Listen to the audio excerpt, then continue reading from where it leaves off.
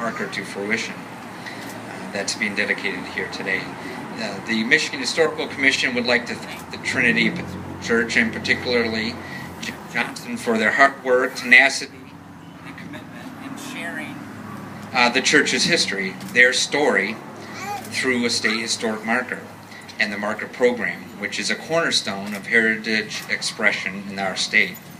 This marker is the 11th one to be erected in Monroe County, and it stands in good company along this stretch of historic roadway.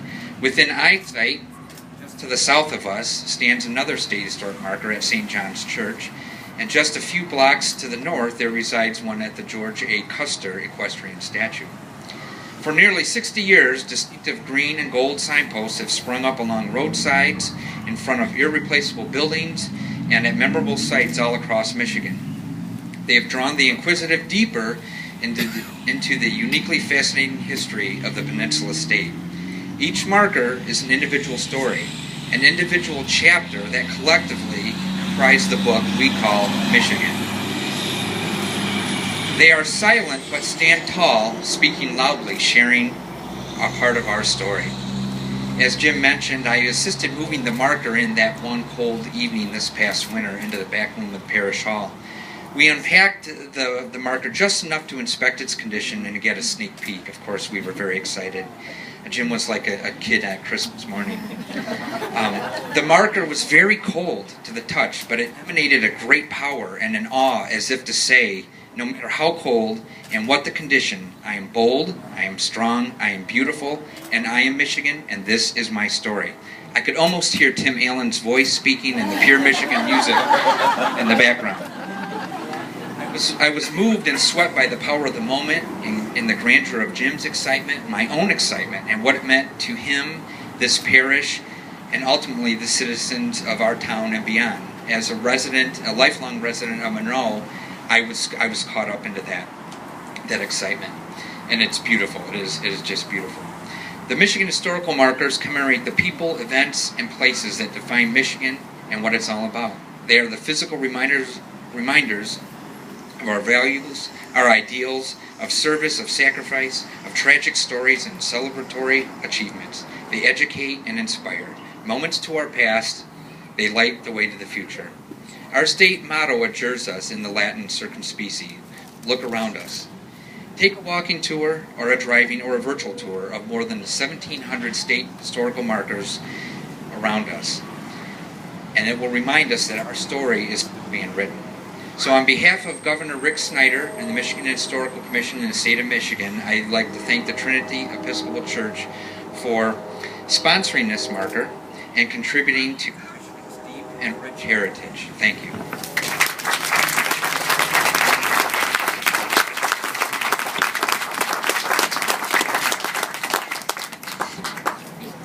Thank you very much, Brian. Now, sort of a brief history, the story of Trinity Episcopal. There are really two parts to the story of Trinity Episcopal Church. As we've heard, it was founded here in Monroe in 1831, 183 years ago. And by 1832, funds had been raised to build a wooden frame church on Lawrenceur Square, right in the center of town.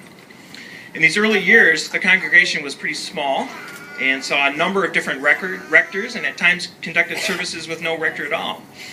Only a very few records exist from this early period, but the ones we have seen do give us an insight to the future success of this parish. In 1846, it was written by the then exiting rector William Hunter in describing Trinity. Its condition is highly prosperous, and there is ample material in Monroe for building up a large, strong church. This prediction came true, and the church did indeed prosper as the 19th century progressed. Throughout its history, Trinity was known and is still known to rise to the occasion. For example, during the early months of the Civil War, various members were active in supporting the war effort, amongst them the Mrs. Mannings, Humphrey, Noble, Clark, Smith, Norman, all in the form of the Gray Sock Society. This group organized sock knitting drives, fundraisers, and coordinated relief supply collections. they were very active early on. So later on, when you go into the church, please look for their memorial windows that are sort of spread throughout. Part 2 of Trinity Episcopal Church began here at the corner of West 3rd and Monroe Streets nearly 150 years ago. And again, I invite you all later to come inside and view some of the historical photographs that we have. The earliest image of this particular building is actually right inside the front door, and it shows the church and its surroundings in 1871.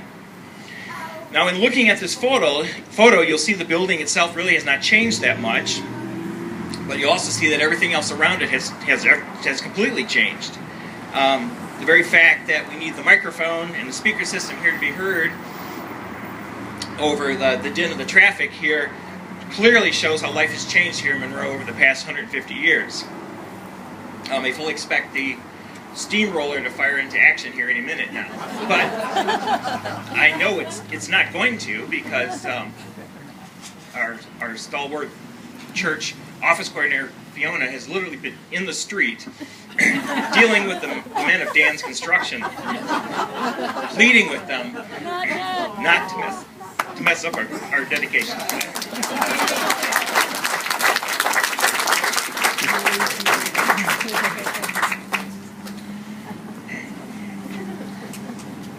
So on the day the cornerstone was first laid, there was a ceremony right here, much like the one we were having today, except the loudest thing to contend with may have been a distant train whistle or an occasional horse-drawn conveyance that might have rattled by. So how different Monroe Street is today in the midst of the major construction. But we're here today to celebrate and dedicate the newest state of Michigan historic marker and the history of this wonderful building and its congregation. This building literally and figuratively rose from the ashes. As I already stated, the original church stood on Lawrence Square, just a few blocks from here, just behind where the Lotus Pavilion is currently located. In the early hours of March 18th, 1868, a fire broke out in the back of the Strong Hotel and quickly spread to the surrounding buildings, including Trinity Episcopal Church. Sadly, the fire destroyed the building that had just completed extensive improvements. Matter of fact, they were going to have the big opening service the next morning. As described in the church history, which was first published in 1881, this is a quote, "The improvements were all made, a fine organ installed, a sweet-toned bell hung, and all was in readiness for resuming services in that temple, when on that fateful night, all of this property was destroyed by fire." To add even more drama to an already filled drama story, witnesses describe the amazing act of Mr. Herbert Stoddard. He's a member of the congregation and a man of fairly slight build who single-handedly carried the marble baptismal font from the burning building, as if it weighed nothing. Few other items were saved. The font and a few other surviving objects can be seen in the church today. While the church was burning, the tower in which the bell hung became weakened, swayed, and the bell tolled. Those standing nearby remarked upon the pathos of the bells tolling its own funeral dirge. Before the fire had died away, actions were already being taken to plan for another church, but this time of stone. On the very night of the fire, even before the charred ruins had fully cooled, several young women of the congregation gathered ashes and placed them in little bags, which they sold at a profit of more than $100, establishing the rebuilding fund. So stone it would be. Committees were formed and other funds were raised, and starting with sort of the foundation of the $4,800 that they got in the insurance money, this lot was secured. Architect Gordon Lloyd of Detroit was hired, and building began later that spring, the cornerstone being laid on June 24th, 1868. On a sad note, two sisters, Carolyn and Mary Patchen, who had been invited to Monroe from Cleveland to witness the laying of the cornerstone, were lost aboard the Morning Star in a tragic shipwreck on Lake Erie. Their memorial window can now be seen in the vestibule of the church. By the fall of 1869, the building was nearing completion and ready to begin hosting services. Articles published in the local Monroe papers that fall give us some very detailed descriptions of the interior of the new church, its decoration, and its fine stained glass windows. Matter of fact, the windows are so specifically described in one article, it's easy to determine that nearly all of the existing windows are original to 1868 and 1869. Many of them are directly attributed to George L. Burns of New York, Buffalo, New York. Mr. Burns was a very early producer of stained glass, and Trinity appears to be one of his last commissions, and from what we understand, also represents the last surviving examples of his work. The Monroe Monitor, one of the local papers, describes the windows as being beautiful and tasty.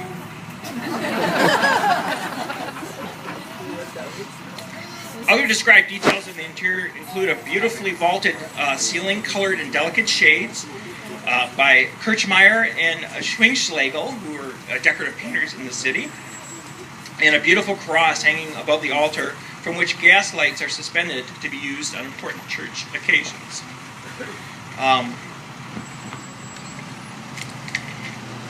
The painted ceiling and the gas-lit cross are sadly no longer with us, but all the beautiful and tasty windows certainly are. When it was all said and done, over $13,000 was spent in the construction of this church. Trinity's founding members and those who would follow represent really a fascinating group of people who lived and worked in the Monroe area during the 19th and 20th centuries. The roles of the church are a who's who of the last 183 years. Among them are political leaders, champions of business, industry, educators, and patrons of the arts of Monroe County and the state of Michigan. As you explore the church later on, the names you will see inscribed throughout will be familiar ones, many of them seen as street and landmark names throughout our city. Once fully consecrated in 1871, the congregation thrived and steadily grew. Though always very active from the very beginning in church affairs, the women of the Guild, which were originally known as the Ladies' Aid Society, who actually were not formally organized until 1882, but certainly were active before that, and remain very active today. Trinity Guild, along with the ECW, represent a continuous thread of parish and community service reaching back more than 180 years. Can the members please stand and be recognized? Of the Guild and the ECW. Stand up. Thank you.